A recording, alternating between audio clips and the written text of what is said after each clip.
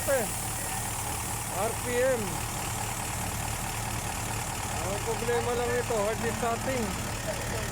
Yung ma-repair yung nozzle saka yung pump injector. Yun ang naging problema. Naging mausok tapos palyado. Nag-accelerator siya sa mga ano. Tinanggal ko nga ito. Ramses.